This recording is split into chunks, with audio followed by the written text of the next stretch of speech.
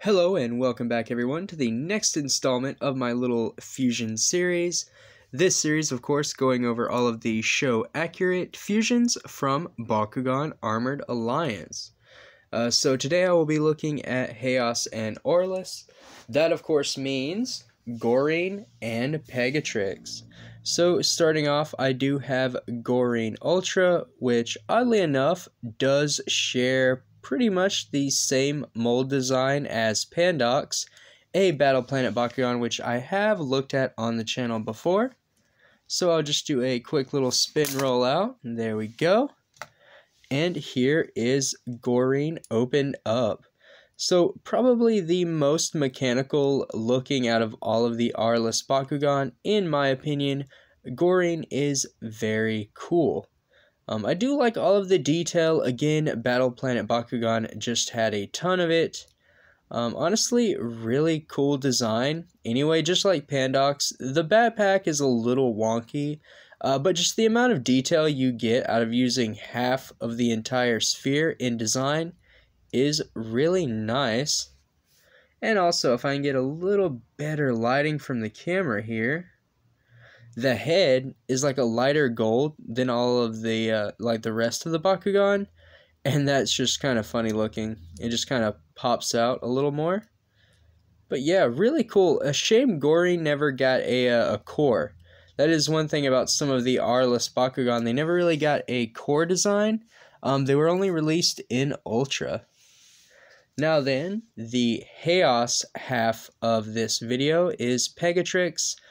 Just like with Haos and Halcor, I do have the Battle Planet Ultras in my collection, but for the sake of this video and it being Armored Alliance themed, I did use the Armored Alliance Ultras for this series.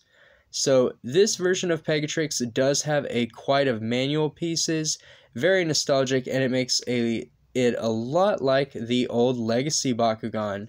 So all 4 feet do fold out, the hind legs and the back legs, which is really nice. Again, a lot of detail, but that's not it. The wings will also fold out like so, and then of course the horn as well. So a ton of detail once again, and a ton of manual pieces. Still not my favorite compared to the Battle Planet Ultra, but a close second for sure. The Platinum one doesn't even have this much detail, which is a shame because the Platinums are cool. But again, for all that metal, you do sacrifice, I guess, the manual bits and a lot of the detail, in my opinion. The only downside to this figure, I would say, would be the chonky middle. I feel like they could maybe have broken that in half with a spring or something. Like with the Battle Planet Ultra, maybe had it like hind leg stand or something rather than like this. But who knows? That's just me, I guess, nitpicking. Still a very cool mold. But then we have the fusion. So as of recording this video, I haven't really, I just had this delivered. I ordered it for the sake of this series. I have had the diamond before, but it was traded a while ago. So then I opted for the regular OPEC colors, which is the majority of my series, or my personal collection, and what I used for this series. Well, if I can spin it out, I'll try to here. Nope, flop, throwing the bread. There we go. So here is the fusion of Pegatrix and Goreene. Obviously, these fusions, they look a lot more like their native or main character counterparts. But you do get a little bit of the bleed over, especially with the coloring and the paint, which is very important. It just looks very nice. And again, a lot of detail, right? Excuse me. A lot of detail with these Armored Alliance Bakugan. A ton of color. Just a lot of detail. Very nice. One thing for this series, though, I'm not going over the character cards. I want to focus on the figures for this series. I don't know if that's something I will do going forward, but it is what I will do for now. But yeah, so this is the Bakugan, this is the Ultra. Again, this one actually had a core release. I don't know if it was officially released, but I have seen some photos online. Definitely interested to know if that was a core Bakugan that you could find, because that would be really cool for the collection. So now to close the Bakugan, I guess that is something that I could show off. I do struggle with Goreene and Pandox. I don't know why I do, I just do. So I think you flip the legs over and the feet in.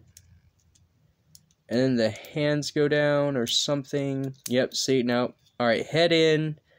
Then the arms in, the feet go backwards, the little back, I guess it would be a tail, but not really, kind of folds forward, and then the backpack holds everything in. It will click, but that is awful. It's still closed, so there we go. There's probably a way simpler way to do that. That was brutal to watch, even for me. But again, doing this through a lens and then actually looking at it, a little different. Still a lot of detail, very nice coloring. Now then, to close Pegatrix, obviously you're going to want to start with all of the manual pieces that were folded out. So that is relatively simple. This one's a lot more simple than the Goreene anyway. I never like closing it or Pandox.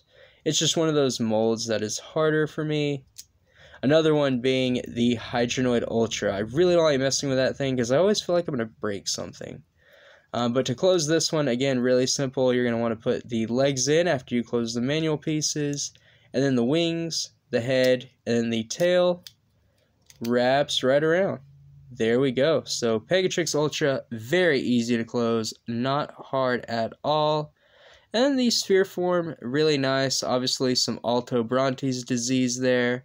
But the magnet is along a straight, I guess, rolling path of the Bakugan.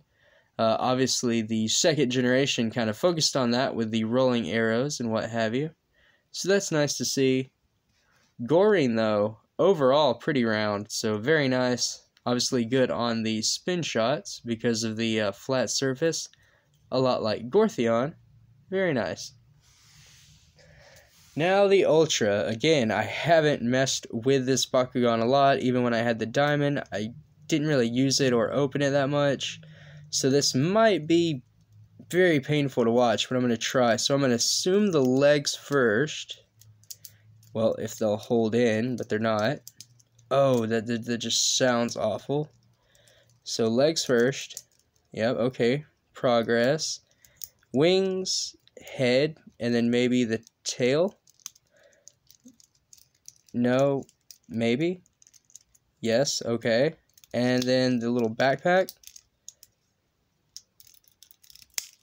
There we go. So I did have something out of line. That was pretty painful. It is a little loose. But again, used and just delivered. So I'll definitely need to practice a little more with this Bakugan. But, you know, the ball form, very nice. At least it does function and it does close. I'm just not really good at closing this particular Bakugan.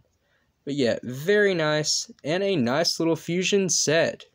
So next up, I will be taking a look at Pyrus and then obviously Ventus to finish off this series. But brawlers, thank you all for watching. It means a lot that you support me and my channel. And if you would like to see more little series like this, please subscribe, like this video, and comment down below what other little gimmicks or sets you would like to see. Until next time.